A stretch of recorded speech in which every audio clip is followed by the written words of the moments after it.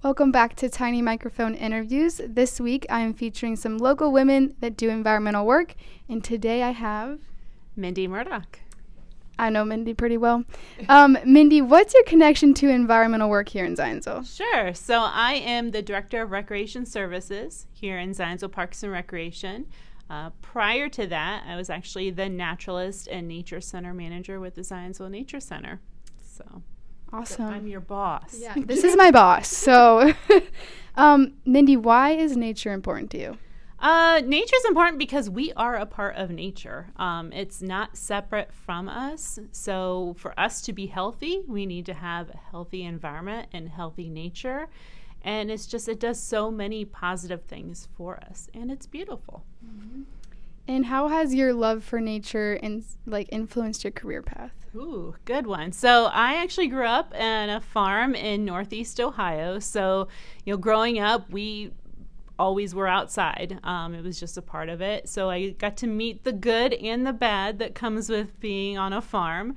But it really kind of influenced what I wanted to do. So when I went off to college, I actually wanted to be a zookeeper and work in research. Found out in college that really was not my career path, but it kind of led that way. So yeah. How did you get into the parks and recreation field? Yeah, so I had the fun, I'm sure the same with you, of getting to work a lot of seasonal jobs while going through college and my career. And a couple of summers I worked with Twinsburg Parks and Recreation in Ohio. And I got to work alongside a naturalist, Mr. Stanley Stein, who was fantastic, awesome naturalist. And he kind of showed me what a naturalist does. Before that, I had no idea. Again, farm kid, it's not like we went out to state parks and hung around with naturalists. So got to see really what that entailed. And as I was trying to look for something outside of being a zookeeper, it kind of just sounded like a good fit for a career. And what is your favorite part about your job? I think my favorite part is be able to be creative. It's nice here in Zionsville to, have that creativity and put that into our programming and into our events. And my other big one is just the community that we have here in Zionsville. The people that we get to meet, get to work with. We're unique, not just in the parks we have, but also in the way the community supports our parks, that we very favorable, people are always very happy, so it's fun to get out there and talk to everybody. And what's the most challenging part about your job? Probably is trying to have that balance of work and life and trying to get everything that we want accomplished. So we are a very small team, and we have very large ambitions of what we want to do.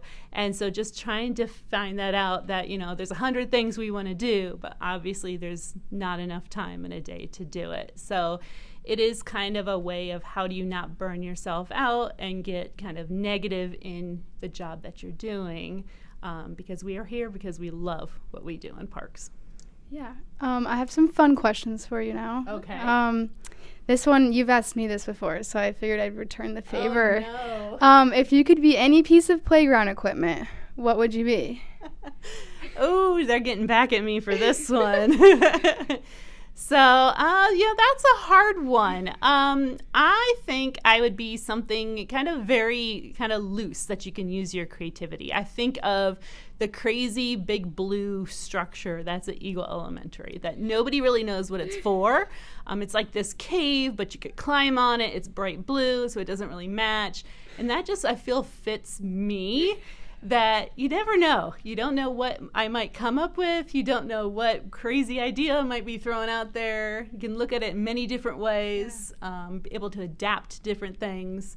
So I'm the crazy blue structure at Eagle Elementary. Everyone knows what I'm talking about. Yeah, that's a good answer.